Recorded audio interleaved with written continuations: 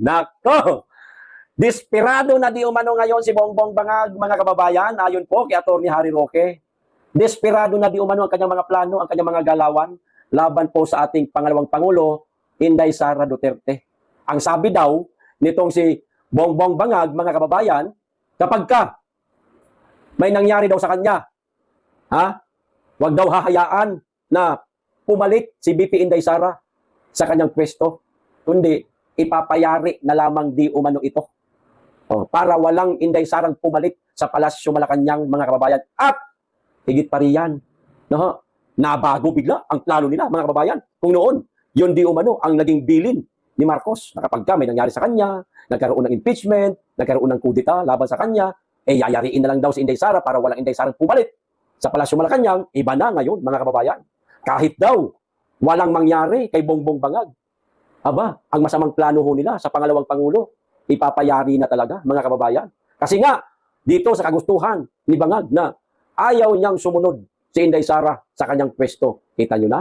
Ganyan po, kasama ang planong niluluto nila ngayon laban sa ating pangalawang Pangulo. Ayon po ito lahat, mga kababayan, kay Atty. Harry Roque. Eto ho, ang video.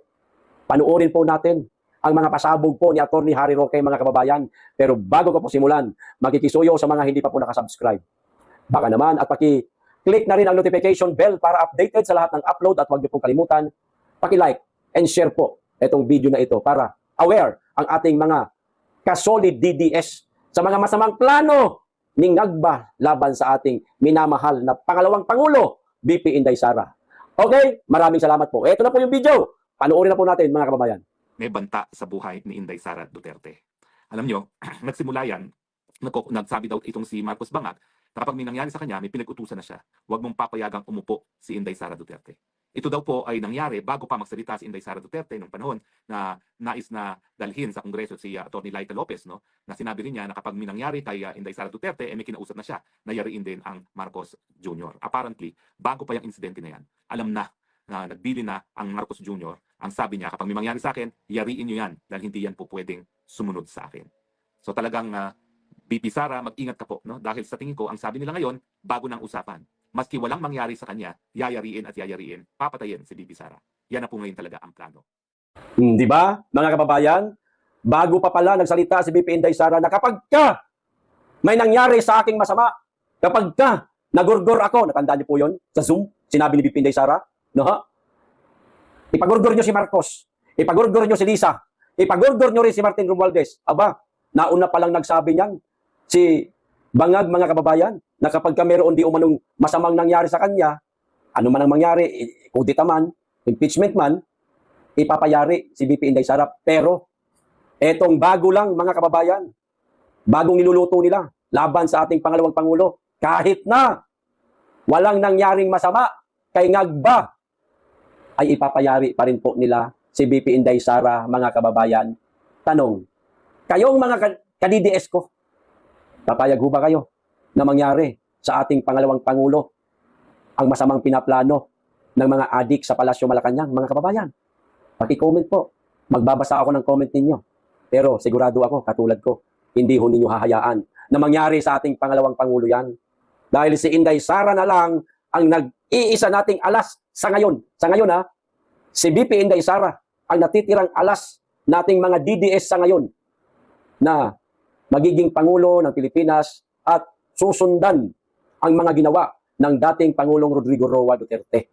Napakaganda na po ng panahon noon Napakaganda na po ng ekonomiya ng Administrasyong Duterte. Pagpasok ng Marcos, nagkanda loko-loko na, mga kababayan. Kaya hinahanap natin yung Duterte brand of leadership. Saan? Sa katauhan po ng ating pangalawang Pangulo Inday Sara Duterte. Tapos, pagpapanuhan nila ng hindi maganda, ng masama, ang ating pangalawang Pangulo ngayon bilang isang simpleng mamamayan sa mundong ito. Nagnanais po tayo na magkaroon ng ambag sa ating bansang Pilipinas na ating minamahal. Ano ang naiisip niyong ambag sa ating bansa? Eto, bigyan ko po kayo ng isang magandang magiging ambag po nating lahat. Mga kababayan, saan man magpunta ang ating pangalawang Pangulo, dahil alam nating napakabisi nitong ating pangalawang Pangulo dahil nga sa napakasipag at napakagaling niyang trabaho, kung sakasakali po na kayo makadalo sa isang event na maraming tao at dadaluhan po ng ating pangalawang Pangulo, maaari po ba na ilayo po ninyo ang inyong mga mata, ang inyong paningin sa kagandahan ng ating pangalawang Pangulo? Tenga lang po ang gagamitin natin para marinig natin yung mga sinasabi niya. Kasi ang mata ho natin, gagamitin natin yan mga kababayan para magmasid sa paligid kung sino ang merong mga masamang pinaplano, binabalak laban sa ating pangalawang Pangulo. Isa po yan, isa sa mga napakagandang magiging ambag po natin para sa ating bansa. Para matuloy po sa 2028 ng ating pangalawang Pangulo, hindi na pangalawa, kundi Pangulo na talaga mga kababayan. At tatamasahin po ulit natin mga kababayan ang tinamasa po natin noon na kagandahan, kalinisan, katiwasayan sa panahong Duterte administration mga kababayan. Yan po, simple lang, ganyan lang kadali mga kababayan. Likutan lang po natin yung ating mga mata. Tulungan po natin magbantay yung kanyang mga security guard. Bagamat meron siyang mga security, no, hindi po sapat yan. Iilan lang po yan. Di hamak po na mas marami tayong mga DDS. Ngayon, mga kababayan, no, wala man tayong mga armas para ilaban sa mga taong napapansin natin na mayroong masamang gawin sa ating pangalawang Pangulo. Eh may mga pulis naman po, mga kababayan, pwede nyo pong isuplong kaagad sa mga kapulisan para masakote itong gagawa ng kasamaan laban sa ating pangalawang Pangulo na maaaring ito na nga ang pinaplano nila ngayon kay VP Inday Sara. Ingatan po natin ang ating pangalawang Pangulo, mga kababayan. Nag-iisa lang ho yan. Yan na po ang alas natin para sa 2028. Tapos ngayon, pinagpaplanuhan pa ng masama. Sana naman, no? Sana naman tumulong ang ating mga kapulisan sa pagbabantay sa ating pangalawang Pangulo tuwing mayroong malalaking pagtitipon na maaaring daluhan ng ating pangalawang Pangulo. Huwag sana silang maging partisan sa mga politikong magnanakaw, mambubudol, sinungaling, at higit sa lahat, matatawag po natin na mamamatay tao. Ayun yan, kay Atty. Harry Roque, mga kababayan. Di po ba? Ako ba may sabi? Hindi. Si Atty. Harry Roque may sabi. Panibagong plano nila kay VP Inday Sara. Kaya, VP Inday, naku po, mag-iingat po kayo, madam. Mag-iingat po kayo. Wag po kayo bastang lalantad sa mga lugar na alam ho ninyong hindi ho kayo sigurado. Mahirap na. Baka sa mga pagtitipon ho na inyong dadaluhan, napakaraming tao po niyan, Madam VP Inday Sara. Baka mayroong isa dyan na nagpapanggap na kuno, kakulay natin. Yun pala, kakulay nila. Yan, mahirap na po VP Inday Sara. O di kaya naman, mayroong isa na maaaring kilalang kilala na, no, ng mga DDS na dumadalo sa mga pagtitipon, kung saan maraming tao at dadaluhan po ninyo VP Inday Sara, tapos biglang babaliktad. Yun ang magiging numero unong kikitil po sa inyong buhay. Oo, masasakote pero wala na. Tapos na. Nangyari na ang gusto nilang mangyari. Ang masira kayo, ang mayari po kayo, VP Inday Sara. Mag-iingat po kayo para po sa bansa at sa ating mga kababayan na uhaw sa isang Duterte brand of leadership. Yan po ang hinahanap ngayon VP Inday Sara ng karamihan po nating mga kababayan Pilipino. Okay, maraming salamat po. Ito pa isa, mga kababayan. Itong tungkol naman po dito sa sinabi ni Auntie Claire. Si Auntie Claire, suki talaga to si Auntie Claire sa katangahan. Suki sa katangahan. Si Auntie Claire. Sobrang tanga ng itong babaeng ito, mga kababayan. Grabe. Ito ang sabi niya. Ipinagmamayabang niya o di ko malamang ipinagmamayabang niya o nang-aasar lang itong ali na ito. Ito. Napapansin ng palasyo na binibigyan na ng chance ng publiko si PBBM. What? Auntie Claire, paano mo napansin yan? Napansin mo? Na kaming mga DDS, nagbibigay kami ng tsansa? Kingag ba? Bangag ka. Baka bangag ka na rin, te. May saltik ka na rin ba? O nananaginip ka ng gising? Taragis naman, mga kababayan. Kayo, na mga nanonood, paki-comment nga po kung totoo ba sinasabi nitong babaeng ito na napapansin niya na raw na binibigyan na daw po natin ng tsansa mamuno si Bangag sa ating bansa. Sige nga, ito pa. Ipinahayag ni Presidential Communications Office Undersecretary Claire Castro na nabibigyan na raw ng publiko ng pagkakataon ang Administrasyong Marcos na resolbahin ang umiinit na isyo sa korupsyon sa iba't ibang ahensya ng pamahalaan. Nabuang ka na talaga, Auntie Claire. Anong nagbibigay kami ng pagkakataon kay Marcos? Hanggang ngayon nga lahat ng ahensya ng gobyerno, hindi naman lahat, pili lang, no? Mangilan-ngilan sa mga ahensya ng gobyerno na nadadawit ngayon sa napakalalang korupsyon sa ating bansa, ay binabanatan nga ng ating mga kababayan. At dawit, dinadawit ng ating mga kababayan ang pangalan ni Bongbong Marcos. Simple lang, Auntie Claire. Gusto mo talaga na suportahan namin si Bongbong Marcos, Hindi ko sinasabing administrasyon niya, kundi mismong si Bongbong Marcos. Gusto mo, Auntie Claire, na suportahan namin siya? Pakisabi sa kanya. So, suportahan namin siya. Kapag nagdesisyon siya, unang-una, dalawa lang to. Unang-una, magpa-hair follicle drug test siya. Suportado namin siya dyan. Papalakpakan pa namin siya, Auntie Claire. Saladuhan pa namin siya. Ayan. Kung kinakailangan, magpalitsyon kami.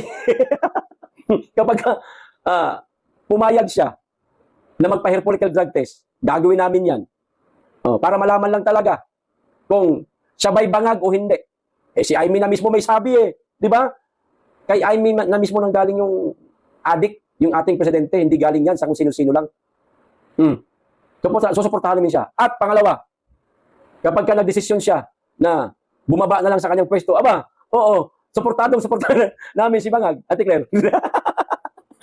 Ganon. Suportado namin siya. Hindi namin siya kukutsain. Hindi namin siya pagtatawanan. Hindi namin sasabihin, yun, natalo na, bumigay din sa wakas. Wala kayong maririnig sa mga DDS at kahit hindi mga DDS. Kundi, pawang pagsuporta lang ang gagawin namin. Ang tanong, makakaya niya kaya na magpa-hair follicle drug test?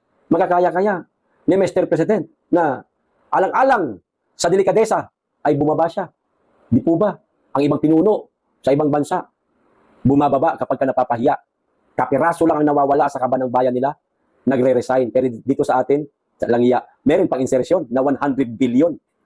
Nariyan pa rin, kapito ko ang buang mga kababayan. Di ba? Si Auntie Claire talaga. Auntie Claire, tigil-tigilan mo yan. Nakakasira ng bait yan. Baka hindi pa matapos ang termino ng amo mo, kasama mo na si Dr. Reyes. Nagpapagamot ka na kasi meron ka ng saltik sa utak. Auntie Claire?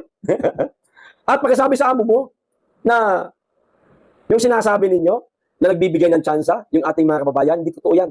Ang katunayan yan, marami sa ating mga kababayan ang may ayaw na kay Bongbong Marcos.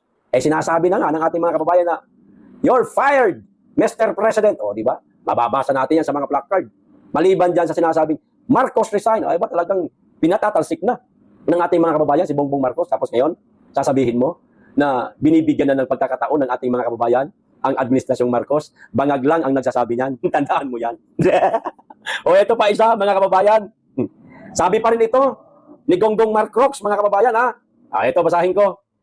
Imbis mag-away-away tayo. Ayan, kita nyo gaano ka talaga balimbing itong mama na ito. Kasinungaling, di ba? Kasasabi lang ni Atty. Harry Roque, no? Na ang bagong plano nila, ipapayari nila si BP Inday Sara. Tapos ito, sinabi daw ni Marcos to. Imbis mag-away-away tayo. Halika, magtulungan tayo para sa kaunlaran ng Pilipinas. PBBM, may mensahe sa mga kaaway sa politika.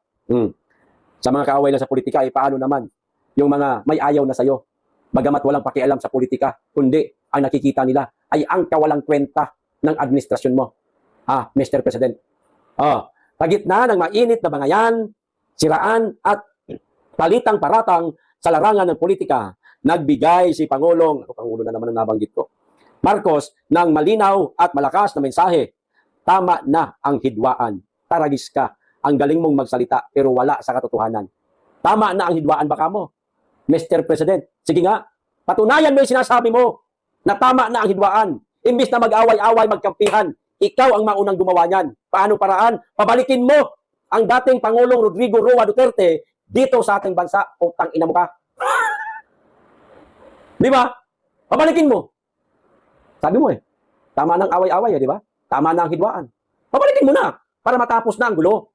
para hindi na maghimutok ang ating mga kababayan na mga nagmamahal pa rin hanggang sa ngayon sa dating Pangulong Duterte. At isa pa, pakawalan nyo si Pastor Apollo Kibuloy na hindi naman yan politiko.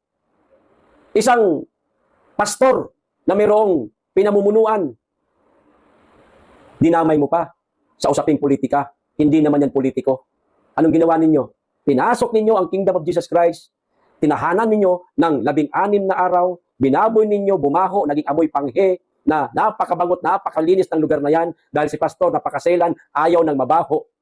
Ginawa nyo CR kubeta, nangamoy tae, pasintabi sa mga kumakain, nangamoy ihi, napakaraming upos ng sigarilyo, ang loob ng Kingdom of Jesus Christ. Hindi pa kayo nakontento, binutas nyo pa ang iba't ibang bahagi sa loob ng compound ng KOJC para hanapin lang ninyo kuno si Pastor Apollo Kibuloy. Bagamat alam ninyo na wala sa compound na yon si Pastor Kibuloy. Gusto nyo sirain talaga ang Kingdom of Jesus Christ hanggang sa kalaunan. Hindi na kinaya ng butihing pastor ang mga natatanggap na pananakit sa kanyang mga miyembro. Lumabas na lang siya. Kaklaruhin ko. Kusang sumuko si Pastor Kibuloy. Hindi siya nahuli. Hindi nila mahuli-huli. Sumuko dahil naaawa na si pastor sa mga miyembro na marami nang nasaktan. Yung iba pa nga, nangamatay pa. Meron pang nagbuwis ng buhay. Kitang-kita ng dalawang mata ko. Nariyan sa video ko, kinukuhanan ko ng video. Kaanib ng Kingdom of Jesus Christ namatay dahil sa ginawa ninyong pagpasok, sa pilitang pagpasok, pagkubkob sa compound ng KOJC. Gawin mo nga yan. Sige nga, kung talagang totoo yung sinasabi mo, na ayaw mo na ng away-away, ayaw mo na ng hidwaan, magkaisa na lang, magtulungan na lang, pakawalan mo nga muna yung dalawa. Kahit yung dalawa na lang, Mr. President, pakawalan mo.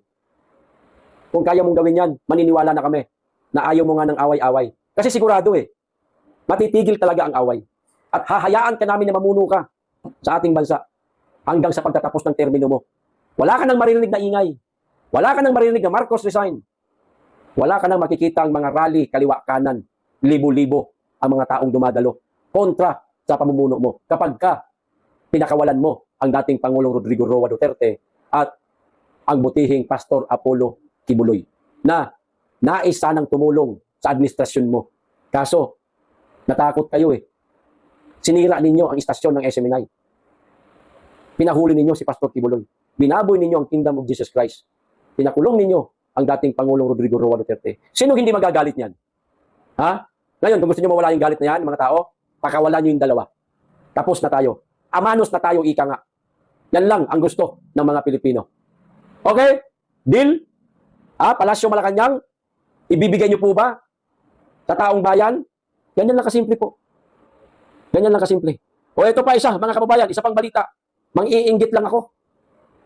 Mang-iinggit lang ako sa Administrasyong Marcos, mga kababayan.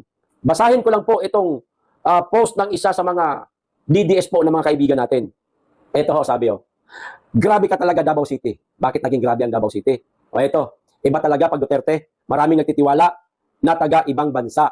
Sa paanong paraan? Ito na Davao City and Hamamatsu City, Japan, signed a sister city agreement to boost ties in education, academia, economic growth, and investment. Kita nyo na? Ano daw ang ginawa nitong Hamamatsu, ng mga taga Hamamatsu City, Japan? Nagpirmahan na po. Signed na po, mga kababayan. Past tense na po ED na po. Ayan, nakikita nyo naman po yan Signed na. As a sister city agreement. Kung ano ang mga papakinabangan ng Davao City dito sa Hamamatsu City, Japan, maaaring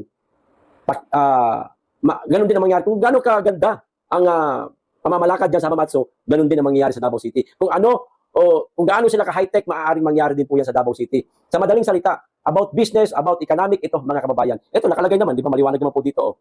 Education, academia, economic growth, and investment. Yan po ang aanihin ng Davao City, mga kababayan. Ito pa, the signing ceremony was attended by Mayors Yusuke Nakano of Hamamatsu and Sebastian Duterte of Davao alongside city official. Hamamatsu becomes Davao's third Japanese sister city, joining Senan and Kitakyushu. Ang tanong, bakit sa Davao City lumapag itong mga taga Hamamatsu, Japan? Bakit sa Davao City? Bakit hindi dito sa Kamaynilaan kung saan narito malapit ang ating presidente. Ha? Ha? Bakit? Simple lang. Walang korupsyon sa Davao City. Hindi masasayang ang effort na gagawin ng Hamamatsu Japan sa Davao City. Makikita nila na uunlad at uunlad ang Davao City, mga kababayan, sa tulong na rin nitong mga taga Hamamatsu Japan. Di po ba? Kasi hindi po korap ang Davao City. Hindi korap ang mga namumuno. Paano pag dito? Sa Kamaynilaan o di kaya sa mismong palasyo nagpunta. Nako, walang mangyayari ho. Di ba? Kahiya-hiya ito, mga kababayan. Sa administrasyong Marcos, para siyang sinampal. Pak, magkabilaan. Ganyan po, mga kababayan. Parang sinampal si Marcos nito ng mga taga-Japan. Mas nagtiwala itong mga taga-Japan, mga kababayan, sa isang bagito at acting lang pati na mayor. Walang iba, kundi kay Sebastian Duterte. Di ba, mga kababayan? Mas nagtiwala sila kay Baste, kaysa kay Bongbong Marcos. Yun po yun eh. Nakikita ko kasi nila kung sino ang mga magagaling mamuno sa ating bansa. Kung hindi ako nagkakamali, Davao City pa lang yata ang tinulungan nitong Hamamatsu Japan na ito, mga kababayan, o ni Mayor, ano nga pangalan nito? Mayor Yusuke Nakano. Yan. Wala pa tayong nabalitaan nito sa Iloilo, sa Negros, sa Visayas. Wala pa tayong narinig na itong si Yusuke Nakano, si Mayor, nagpunta sa mga iba pang parte sa ating bansa, kundi sa Davao City pa lang. Kasi ang Davao City, napakaunlad, walang korupsyon, napakalinis, talagang gumagana ang peace and order, at higit sa lahat, nilalabanan ang illegal na droga na maaaring makasisira sa kaisipan at buhay ng ating mga kabataan. Di po ba? Sa Palasyo Malacanang, presidente pa nga lang, bangag na eh. Sino may sabi? Si Amy Marcos. Ha? Paano magtitiwala si Mayor Yusuke Nakano sa presidente natin? Napabalita ho yun, buong mundo, mga kababayan, na si Mr. President Di Umano ay gumagamit ng pulburon, siksik sa gilagid, singhot sa ilong. Ang kinalabasan, makikita po natin sa mga mainstream media tuwing na-i-interview siya, ngiwi ang panga. Kasi bangag na. Di po ba? Ayos, hanggang dito lang. Maraming salamat. Mag-iingat kayo lagi at higit sa lahat, mahalin natin ang Pilipinas.